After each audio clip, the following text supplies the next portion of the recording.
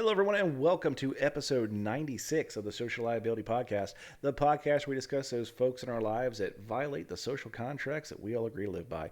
I am your host, the Radsgrees, with my co-host, the Buck, bringing you new and interesting stories from the far reaches of the internet. And this is another one of our special Wednesday episodes, Buck. We decided to split the podcast up, and we're trying to give 2 episodes a week now, as opposed to the one mega long episode. So hopefully these shorter ones are finding you a little bit more palatable. And if we would appreciate some comments on that, so you can reach out to us on Facebook or on our email address at socialliability@icloud.com. What do you think? How are they working out for you, Buck? Are you hearing anything good, bad, otherwise? No, not really. I mean, so I encourage you to have say to reach out as Raz so politely asked, or just drop us a comment. But either way, what do we got up in the gallery of rogues for this week? Well, our first story comes from CoralSpringsTalk.com. Pageant plunder. Former Miss Florida executive arrested for defrauding donors.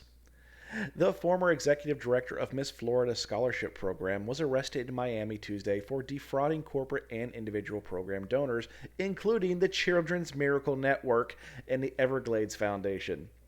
Mary Wickersham, 76, of Miami, also known as Mary Sullivan and Mary Harvey, allegedly used her position at the Miss Florida Scholarship Program, a not-for-profit organization that raises money to provide scholarships to young women through pageants, to steal at least $100,000 in donations.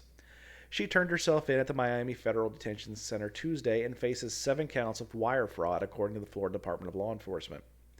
Miss Wickersham not only stole charitable donations from the scholarship program, but also from 2 local charitable organizations and a local business affiliated with Miss Florida. Wow. Authorities say that Miss Wickersham performed her executive director duties as a volunteer basis, approaching individuals and urging them to make donations towards good causes. FDLE said that agents began investigating her after receiving information from the Miss Florida Scholarship Program about missing funds. According to the FDLE, Wickersham formed a scam Florida corporation named Miss Florida LLC in 2011 without knowledge of the Miss Florida Scholarship Program Board of Directors. She then used the scam corporation to open a bank account only she could access, authorities said. Prosecutors allege that she deposited some donations into the scam account and used the funds for her personal benefit. The FDLE investigation also found Wickersham added the words Miss Florida Pageant to donation checks made payable to the Children's Miracle Network, allowing her to deposit funds into the scam account. She allegedly used the stolen money to pay for her utilities, shopping, home goods, maid cleaning services, online dating fees, and dining out, according to federal prosecutors. Sounds like a real nice lady. Nice. Wow, what a scumbag. What a No, man, that's 76 years old. 76 years old. And this is the first time Like she got caught. I mean, that's what I'm going to this say. is that's impressive. She made this bank account in 2011. Yeah, and she did was she made the bank account under a similar name to the program, which isn't unheard of. You know, you have DBAs, so when they just write the check out to this, send it to me. Boom, she deposits check. Boom's her money. Bam. This is wholly disgusting. So a lot of people think the Children's Miracle Network is a scam. It's not. I've actually utilized their services before. We've stayed. I haven't. My wife and my son have stayed at a Children's Miracle Network. I don't know what to call it.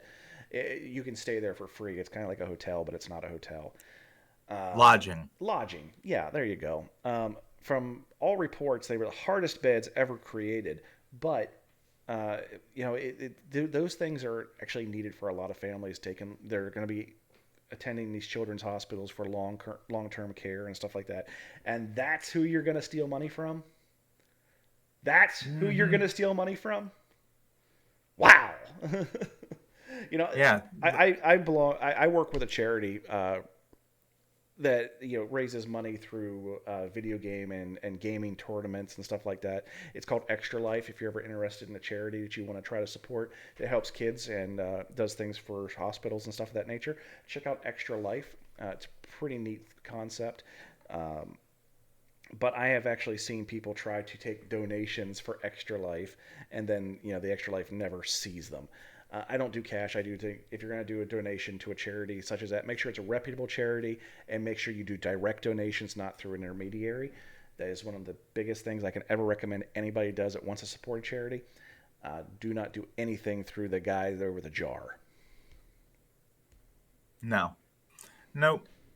Yeah, if you're gonna be giving money away, give it to a person. If you want to make a charitable donation, give it right to the charity.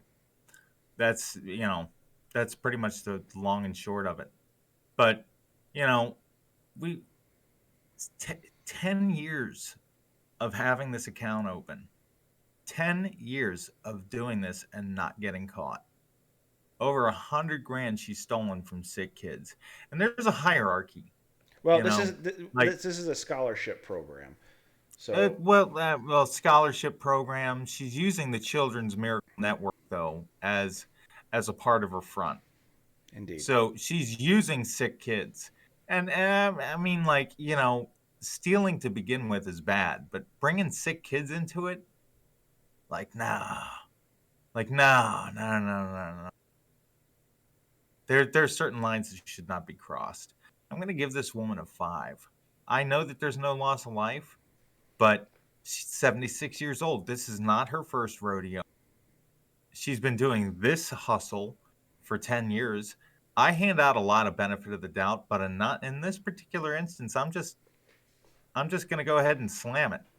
Boom. This is what you get. I know, like, you may think that the little old lady thing fools everybody else, but no, no, no, no. I'm immune to that. I'm a cripple.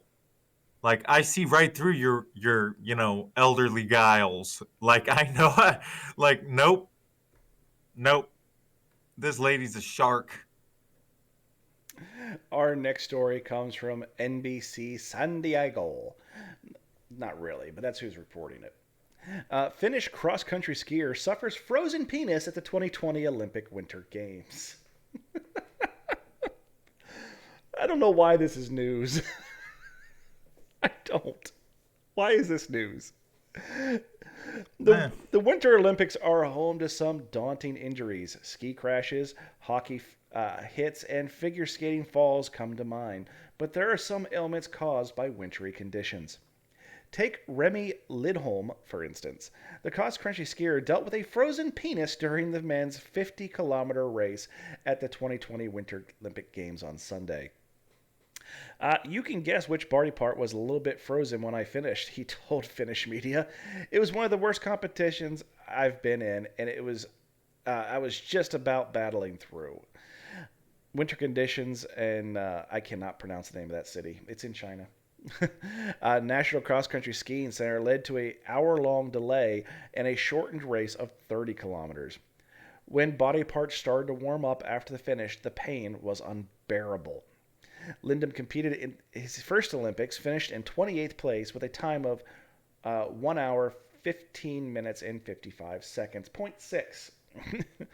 After suffering a frozen penis at the Olympics is bad enough, this isn't the first time Lindum has had one has been hindered by one.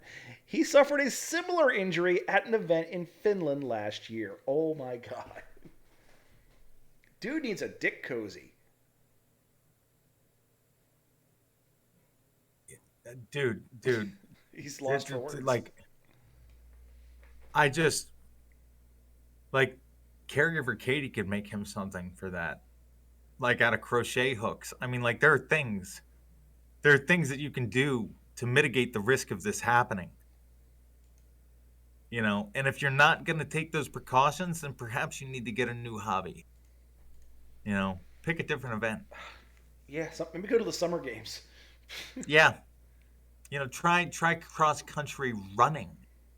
It's like, you know, perhaps you are just not meant for the cold. they You know, they make them as a joke and sell them on Amazon, but I'd have to wonder, would a Dick Cozy have helped this dude out in any way? I'm, you know what? I think the at this point in time, with two frozen cockles, like two injuries, I think the only stupid option is the one you haven't tried yet. So this is one. This is one instance where I would have to an endorsement to the Dick Cozy on this one. I'd be like, dude, you should try this. Like, we have quantifiable evidence that this could be a thing for you. Like, it may be a novelty for everyone else, but for you, this may be like, the end all cure all. So, you know, take advantage of your opportunity here and make this your Deus Ex Machina. Here we go. You know, Well, I'm just found him on Etsy. Let's see what we can find here. Dick Cozy. Well, there's a lot of Dick Crochet things, but that's what I'm saying. here we go. Caregiver Katie can whip one right up. Crochet pocket heater, aka Willy Warmer, $20. I I can only wager that he could spend $20 on a million less useful things at this point in time. Hell, he might. Somebody would probably give him. Well, here's one for $4.06.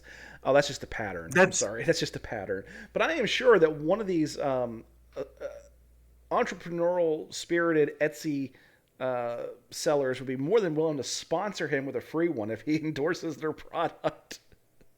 Oh, that's what I'm saying. Caregiver Katie, man, she whip one right up. Yarn over the moon crafts. Here's what we're gonna do. You're gonna have Caregiver Katie make one, and we're gonna reach out to this guy, and we're gonna try to get it. You gonna sponsor the Dick Cozy. You know what? I think you might be onto something here. We're doing this. Yeah. Mm-hmm. You know, we've tried to get recordings of the folks that try to do scam phone calls with us, and we've done long, prolonged setups, and we've done a lot of different things that try to make different content. We're calling this dude. I'm calling Finland. Yeah. Yeah. I just, and I'm not scoring this, by the way. I'm not scoring this. Like, no. He's been scorned enough. He doesn't need scored. I was about ready to say, man, no, I'm not going to kick a guy in the dick after it's been frozen, much less while he's all frozen twice. Yeah. He redefines icicle. But, yeah, so no score on this dude, but, we're definitely going to make an outreach. I think I can get Caregiver Katie on this project.